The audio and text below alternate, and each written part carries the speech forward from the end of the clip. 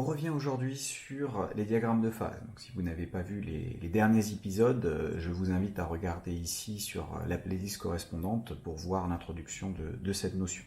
On va regarder ici toujours un système à 1 degré de liberté qui va être x, mais une équation différentielle qui en règle générale va être à 2 degrés supérieur. Souvent en physique, ça va être de degré 2 du fait de la relation fondamentale de la dynamique, notamment qui fait intervenir des dérivés seconds.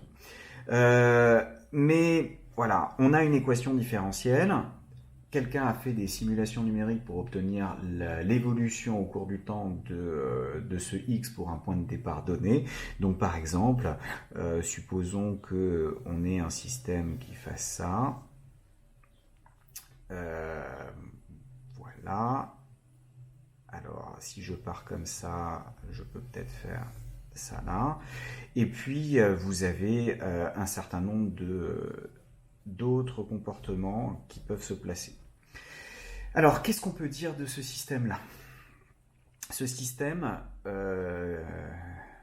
visiblement, va se déplacer dans ce sens-là. Toujours l'idée que quand je suis dans la partie supérieure, je vais vers la droite. Quand je suis dans la partie inférieure, je vais vers la gauche. Donc, on peut orienter les lignes, les trajectoires de phase de cette manière-là.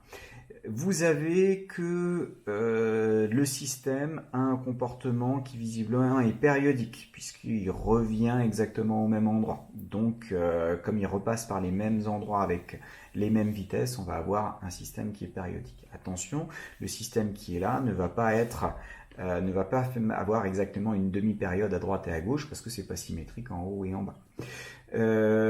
Il doit y avoir une position d'équilibre quelque part par là, parce qu'on est en train de tourner autour. À chaque fois qu'on essaye de s'éloigner un peu de la position d'équilibre, on est ramené pour y revenir, même si on la loupe en repartant un petit peu trop loin. Donc là, on est capable de prédire qu'il y a une position d'équilibre qui va se placer quelque part par là. Et puis, si par exemple on a quelque chose qui va faire ça, alors il faut que ça se croise au niveau du zéro comme ça, cette position-là, une position où la vitesse s'annule, mais avec une caractéristique, c'est ce qu'on appelle un point colle un peu particulière. Vous avez deux lignes qui y arrivent par là, deux lignes qui en repartent.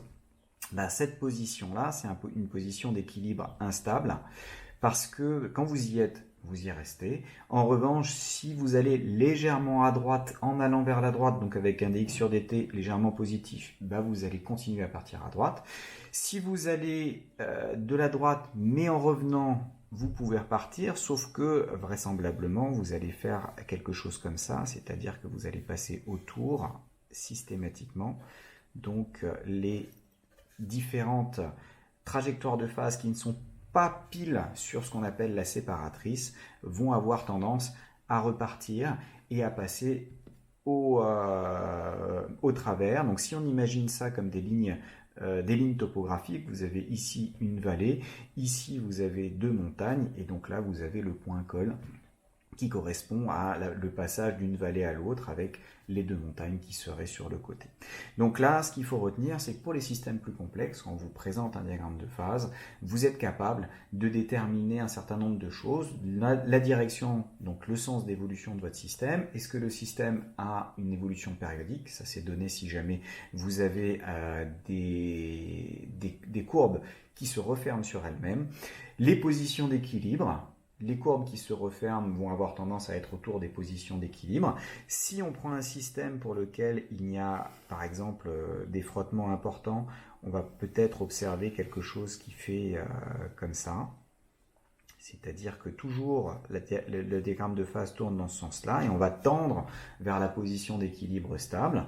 Et si on l'avait lancé plus fort, avec une autre trajectoire de phase, par exemple, c'était parti comme ça, il est possible qu'on atteigne une autre position d'équilibre un petit peu plus loin, mais on serait passé, on passe au travers de la position d'équilibre instable, et bien entendu, il est très rare d'avoir juste ce qu'il faut comme énergie pour s'arrêter à cet endroit-là dans votre position d'équilibre instable.